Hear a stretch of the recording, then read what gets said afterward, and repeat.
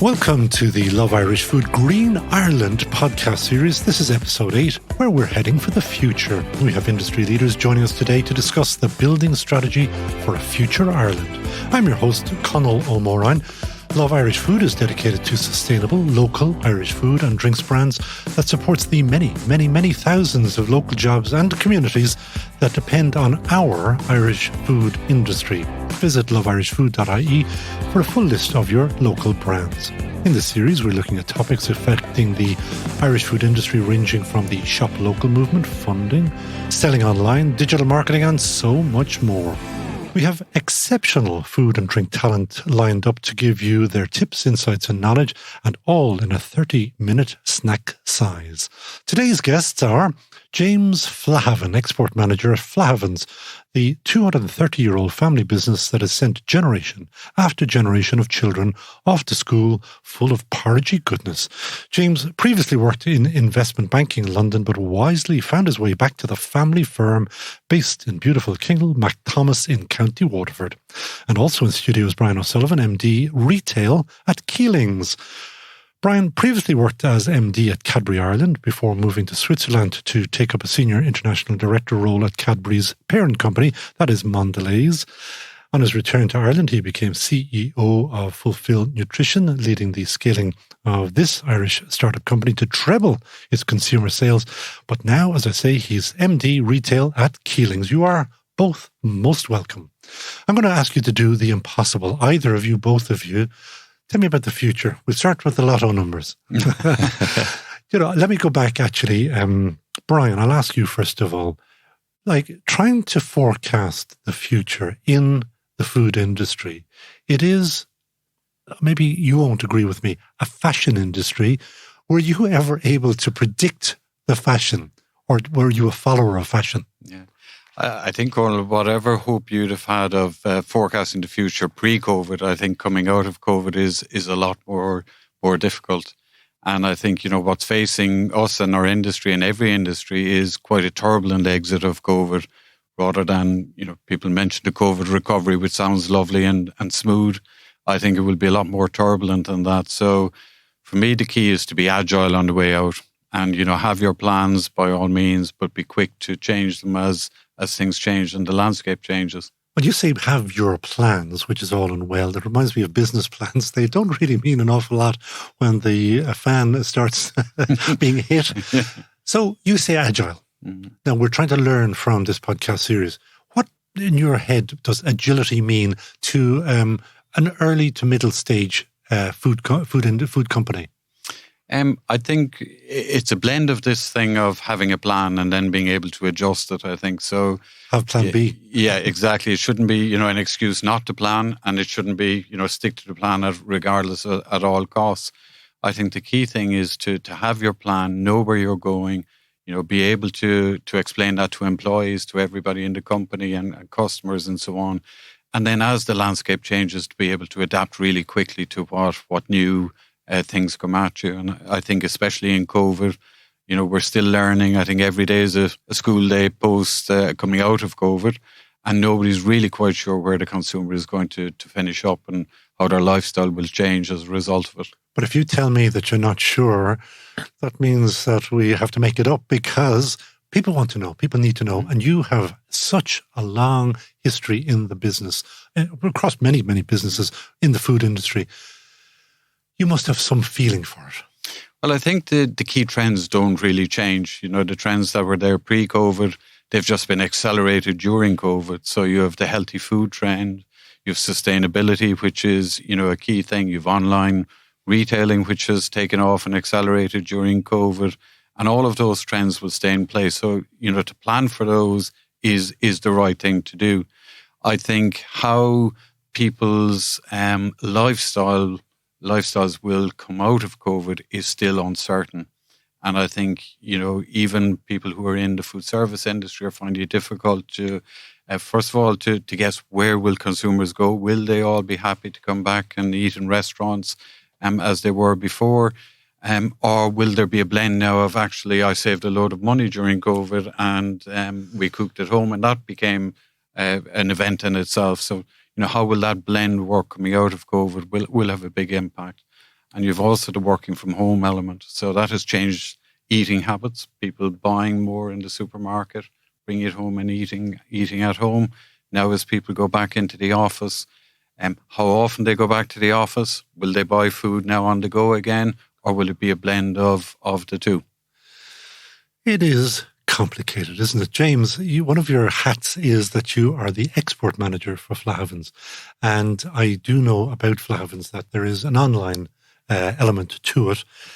Do you see that's going to grow big in the coming years, or what's your thinking on the future in the broader sense? Yeah, I suppose if you look at online as a whole, I think, everyone is, as Brian has said, is kind of moving in that direction. It's a trend that's there. And, I suppose various different markets are at different stages in that journey.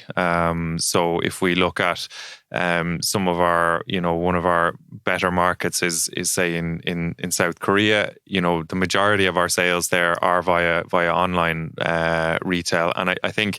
Gotta stop you there, because everybody's saying, did he just say South Korea? How is Flahavans getting known in South Korea? I suppose it goes back a good number of years now. So back to, I think, about 2012, 2013, we started working with our distributor over there. The market, it just, was a case of kind of right place, right time, and we seem to have capitalized on that. A number of kind of trends moving it, in the right direction for us. Let me ask you again, though. South Korea. Like you say, the right place, right time. Sounds fantastically opportunistic.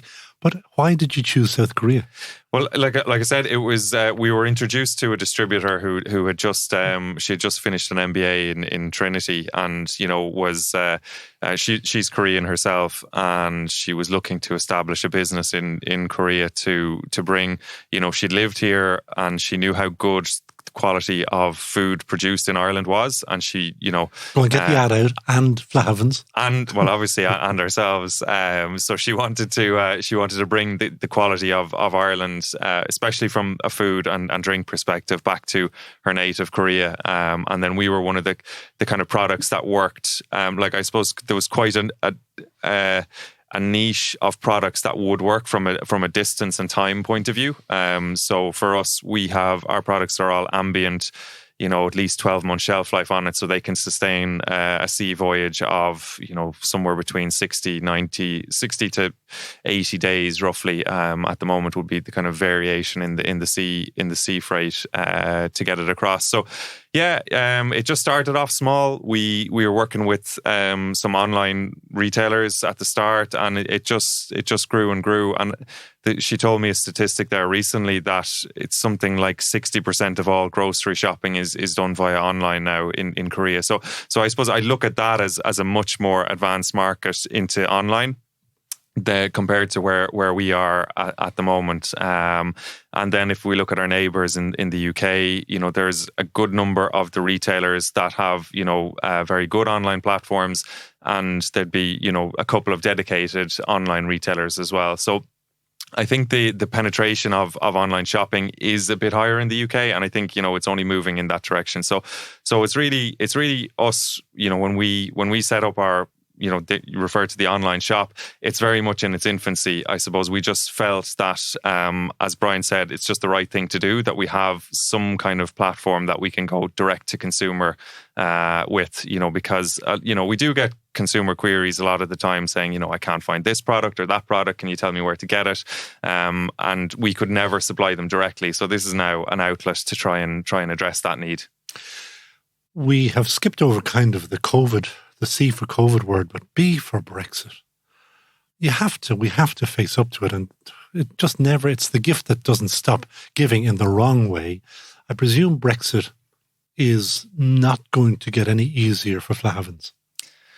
It's I don't think it's going to get it easier. No, I suppose, as Brian was mentioning earlier as well about kind of scenario planning, you do have to plan for all of these things.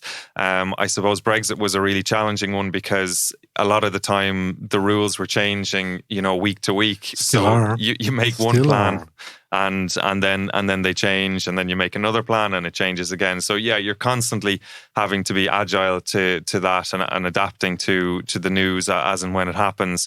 I suppose the big thing we were watching out for was tariffs and duties, and thankfully they didn't come in, or haven't to date anyway. So that was a big concern for us to maintain our business there. So it accounts for about 20% of our overall sales is to the UK.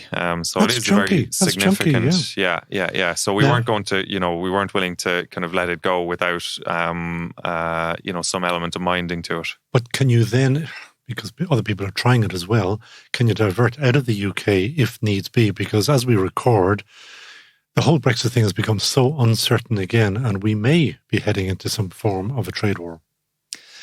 Yeah, I think it's one of those things. It's quite easy to maybe to say to try and diversify away from the market, but I suppose when you take into account, the other neighbouring countries, it's Central Europe, and you look at kind of in our specific case around breakfast habits and breakfast patterns, porridge oats aren't a highly consumed item at breakfast time, so the equivalent market per population isn't there in Europe compared to what it is in the UK market. So I suppose we'll persevere with the UK market, whatever comes out of the current kind of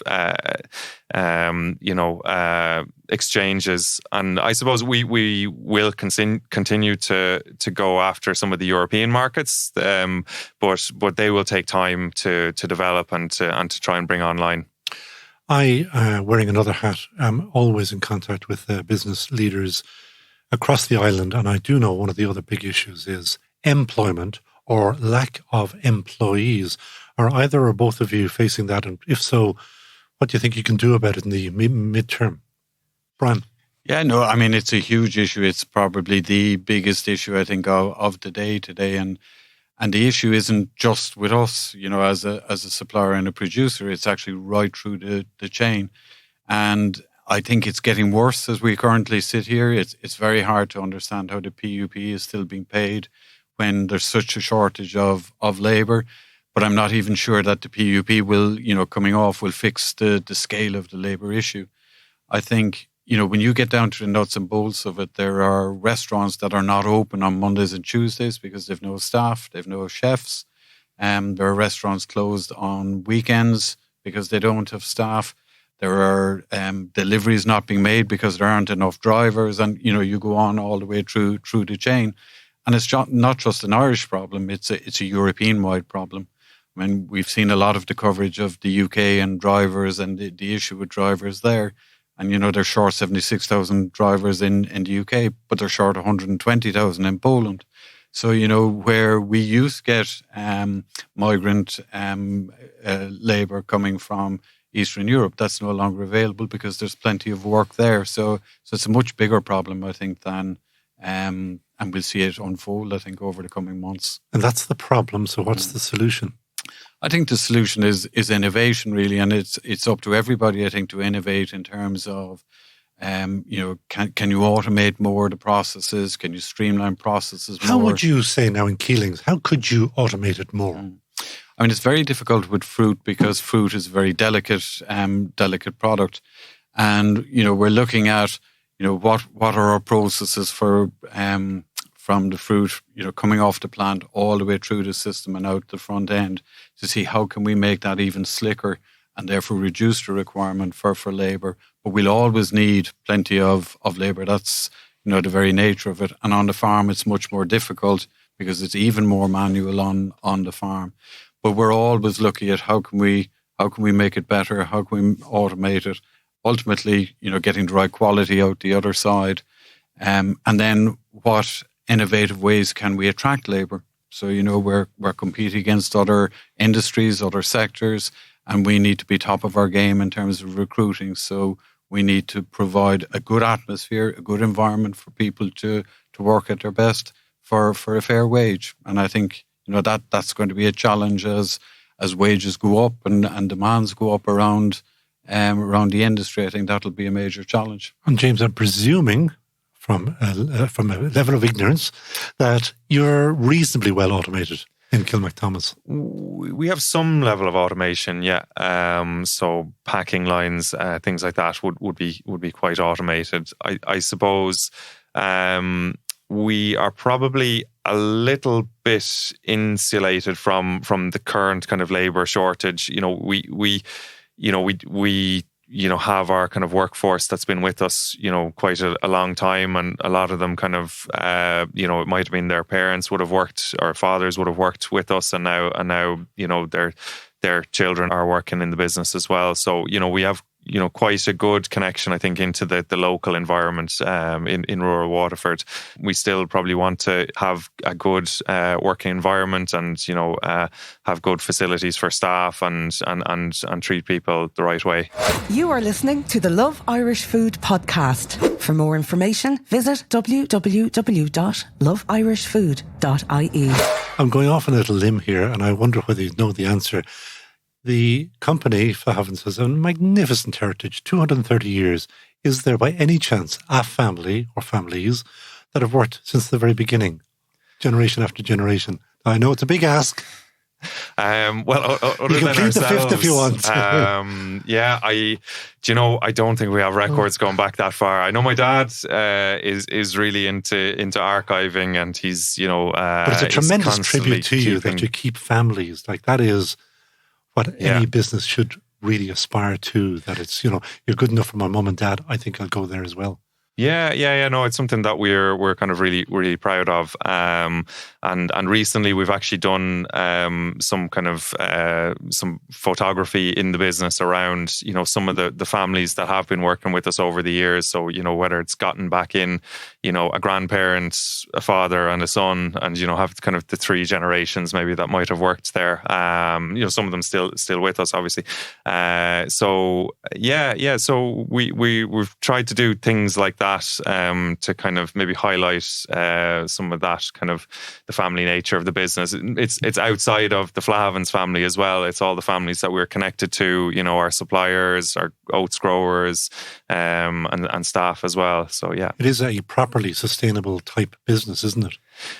It's very important to us. Yeah. Sustainability is kind of, I feel kind of crucial for us. Yeah. If you want to have that kind of longevity, you need to be looking at what's, what business components are going to be sustainable. I haven't spoken about the population issue for a long time, so no better time than now to bring it up, because one of the good news is for both of you is that our population, if all trends, if the future does turn out like it should, particularly about population, we should see a big increase in our local population. I was going to say indigenous, it'll be a mix. And that must be good for both businesses. Brian? Yeah, no, I mean, it's good for all business for population growth, because that creates the demand. And I think, while in there might be some changing tastes and profiles of what people consume, I think it's just good news that the population grows, and once we can keep it in sustainable employment, I think that's the key to keep the money flowing through the economy, and then it's good for everybody. I see on my notes here that the events are hugely important, like Bloom and things like that. Hopefully, we're going to get back to there. I'm now looking for further insights or tips to those smaller, medium-sized, probably those who will eat your lunch eventually, James, but companies that are starting out or early stage, hints that where should they be? What could they be doing? What should they look at? Any ideas like that? And again, you're wearing an export hat as well. So tell them about maybe how to get into South Korea, for example. Yeah.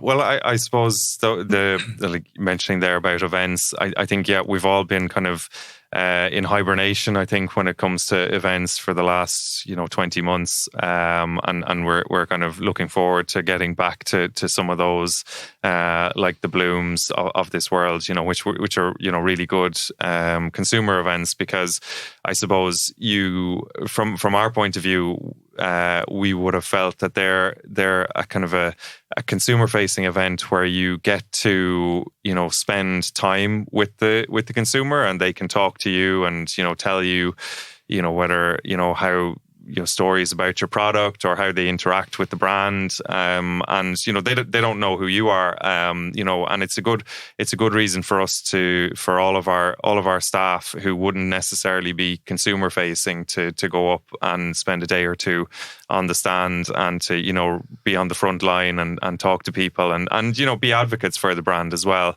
I suppose if I was to say, to some kind of, more startup type companies, there, in terms of exports, there definitely are opportunities out there. I suppose Bord Bia would be one of the resources that you would avail of. They often have different events for companies of different sizes, tailored to, whether you're small, medium, large, whatever the case might be. And they would give a lot of advice around pursuing different markets. For example, like the US market is probably one of the largest consumer markets out there, but it's, actually one of the most challenging to break into, because it's so competitive, because there's so many rungs in the value chain over there. There's so many people that need, that look to extract margin before you get to the end consumer. So it's actually probably one of the last markets you would go for, when you know the full background around, what it would take to have any kind of meaningful distribution there. Sounds to me like you've done a bit of homework there. Would I be right? Well, we are in the US market, and we probably went in there back in 2010 with a plan to grow to a certain level, and a certain level of profitability within kind of maybe 3 to 4 years, something like that. But it's taken a lot longer to get to that stage than what we would have envisioned. So yeah, there's a lot more low hanging fruit around than maybe some of the bigger markets that have that look good on paper when you see the absolute size of them. But when you understand the challenges and the route to market, then they become kind of less appealing. So instead of heading west to the States, would you head east into Europe or south towards Africa, or where would you go?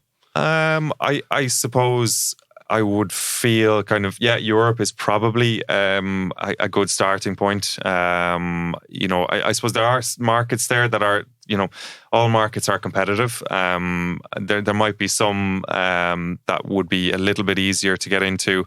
Like, say, for example, the Middle East now would be a market that we sell to. And I suppose from our point of view, there probably wouldn't be that many indigenous manufacturers there. So you're not competing with a local manufacturer. So pretty much all of the similar products to ourselves would all be imported. So you're at a certain base then in terms of comparison. You're kind of starting at a similar level. When you go, because I'm thinking about this now, about Middle East, are they buying Flahavan's the brand or Flahavan's the Irish brand? I'd say it's probably a bit of both. We make no apology about the fact that we're Irish, and we say it very proudly on our packs. But does that help, say, in the Middle East, just for an example?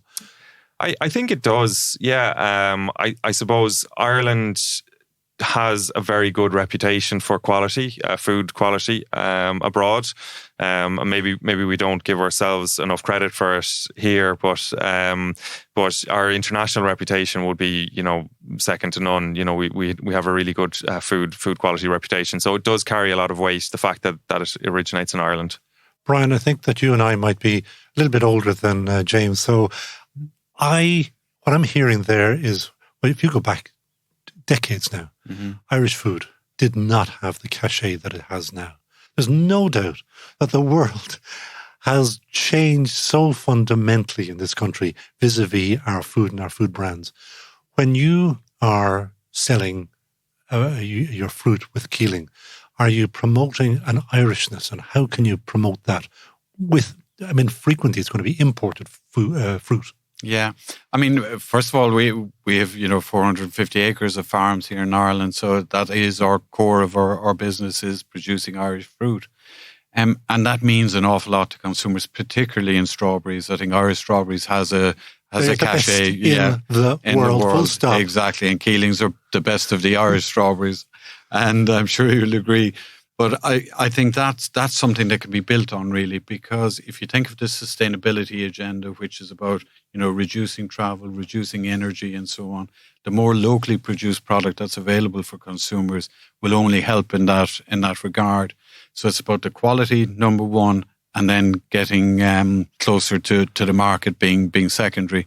But quality is something that you have today, but you have to work really hard to maintain that quality and improve that quality over time. And I think the challenge for Irish producers is not to just sit back and say we have that today, but actually how do we take that forward and continue it into the future? Well, here's now a $64 million question for you. How can you improve on a Keelings strawberry? Well, there's numerous ways. So the growing system is number one. So how do you actually the whole process of growing? There are different varieties of strawberries, which keep improving all the time. So you're always looking for the best varieties. What's coming next, and where can you take that? A slight delay because what you plant or what you buy today in terms of plants won't deliver fruit for 2 years. So you have to be thinking ahead. But that's continually evolving.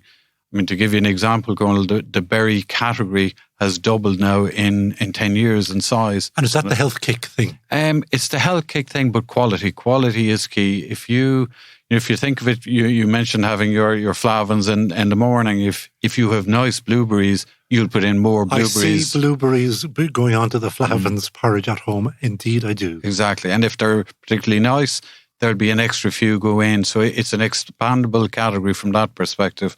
But it's all off the quality platform, really. How do you fight, and I do mean fight, with the imports? Because I see, the big chains bringing in tons and tons and tons of, if not thousands of tons of fruit from abroad.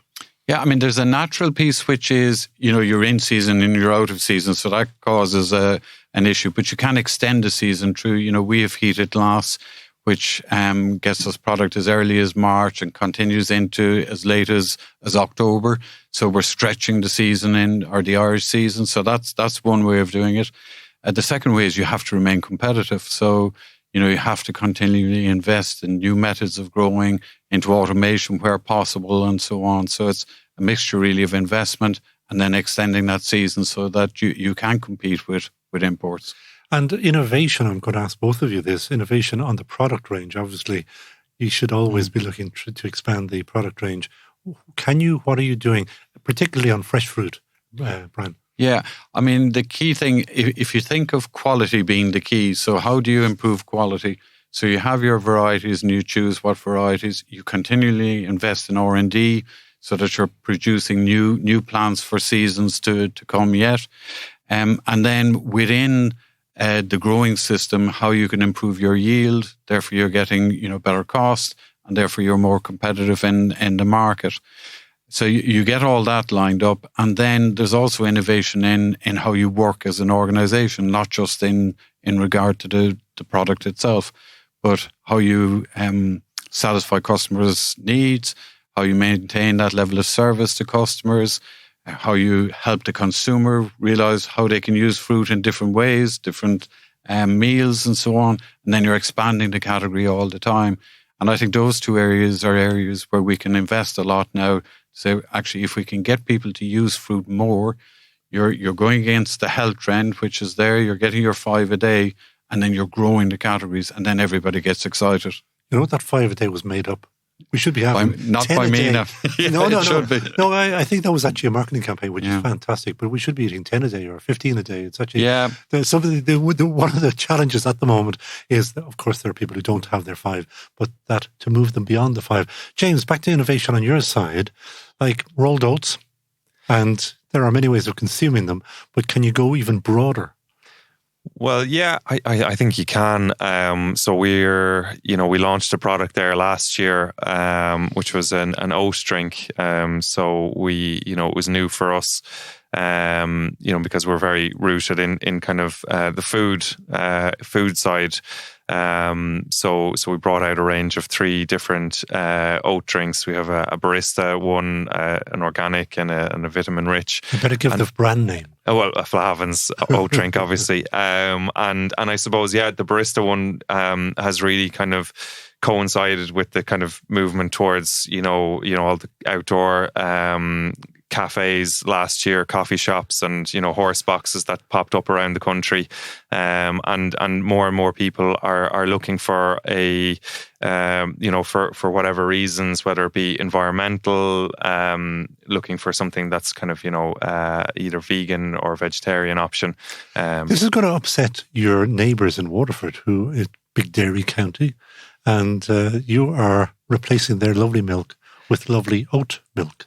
Well, I suppose, that's one way of looking at it. But I suppose the other lens would be, we're using Irish oats, and we're working with Irish tillage growers for years and years, and it was actually highlighted in a Teagasc report last year around, there's big opportunities for Irish oats and Irish tillage farmers in alternative milks, so grain alternative. So oat milks is the leading plant variety within that segment. And I suppose what was missing in Ireland is, while the category was growing, there was no oat milk that was made using Irish oats, and that's something that we wanted to address and fill it. That is a perfect segue into, if there are people listening and you're suggesting to them areas in which they should go into. You've got a little boy called Harry. When Harry grows up, where should Harry go working? Of course, he's going to go working with Flahavans, but while he's literally cutting his teeth, he's only a little boy. What areas would you suggest people go into in the food sector? I suppose he's only 9 months now, so that's what I said. Cutting his teeth. It's a little bit far off, I think. But I suppose, what I'd be very hopeful for him to just keep an open mindset and just be willing to kind of learn as much as he can, as young as he can, and hopefully be passionate about something and kind of follow through on that. Okay, let's move. Let's assume that we'll call him Jack at this stage. Is what areas do you think that people should be looking at? Like that oat milk thing, to me, came out of the blue. But you too are watching trends all of the time, I assume. What are you seeing next as a trend? I think, we kind of spoke about it earlier in the podcast. It's kind of connected to the, sustainability trend and environmentalism. So, a kind of a natural progression of that is kind of the plant-based foods, and we're seeing so much innovation in that space. I think that's an area that there's a huge amount of opportunity for kind of investment from a capital and personal point of view. You're seeing some of the valuations that are being put on some of the early the companies that started into that space, the likes of the Oatleys and the Beyond Meat and all of those, and they're built off of expectations. So there's huge expectations for companies like that. And Brian O'Sullivan, you're on a personal journey because you started off in chocolate, then you went into fulfill nutrition, which was healthy, and you can't get any more healthy than fresh fruit. What's the future that you would say to anybody that's listening? Go into that area there, or check out that area there, that sector? I mean, I think the big trend is healthy eating, and that will continue for lots of reasons. I think, there's the health of the population, obviously. There's the cost of the healthcare system. There are so many reasons why healthy eating will be promoted by government and by individuals. So I would encourage anybody to, who is leaning towards that, to get into the technology side of food, and where that can take us and how it can create more healthy food and continue that journey in that way, because I think that is the future of food. And brilliant third-level courses in food technology that people should check out. Forget about being a solicitor or a barrister or a doctor. Food technology, like be doing something useful. And I think there's a huge history in Ireland of food. So, it's, while London might be, banking is their thing, I think Ireland is a food country. And I think that's something that we should continue to encourage people to become involved in and take us to the next level of what does food mean in the world, not just for Irish or for the Irish market. Now, I did ask you off air, both of you, for the lotto numbers, and you're no good at that. So if I were to ask you, James, in 5 years' time, where will Flahavans be in terms of growth or what you're doing from now?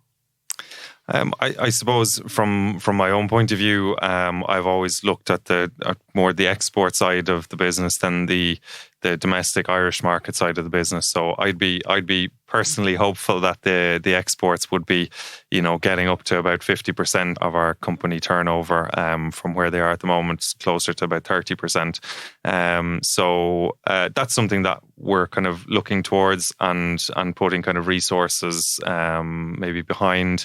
I think we'd hope to be doing a bit more innovation into areas outside of our, comfort zone around, just the traditional porridge oats category. So, that's something that we're trying to put a bit more focus on. That's really interesting. 50%, that's good. Brian, 5 years' time, Keelings, where will it be? I mean, Keelings there's two fronts really. One is an international front. So half of our business roughly is outside of Ireland now. So we're bringing our expertise in fruit to other countries. And I think that we're only at the beginning of that. So that can grow exponentially over the next 5 years. I think within Ireland, while we're a big player in the fruit category, there's still loads of room for growth. And I think we can continue to deliver for our customers, deliver for consumers, and continue to grow the business in Ireland through a great quality product and ultimately a good value. And that's despite COVID and Despite Brexit and everything else. That is a really positive note on which to end. You have just been listening to James Flahavan, Export Manager at Flahavans, and Brian O'Sullivan, MD Retail at Keelings. Thank you both for joining us on this, the Love Irish Food Green Ireland podcast series, episode 8. Do listen back to 1, 2, 3, 4, 5, 6, 7. They're well worth listening to, and I hope you enjoyed this episode. The Love Irish Food podcast. For more information, visit www.loveirish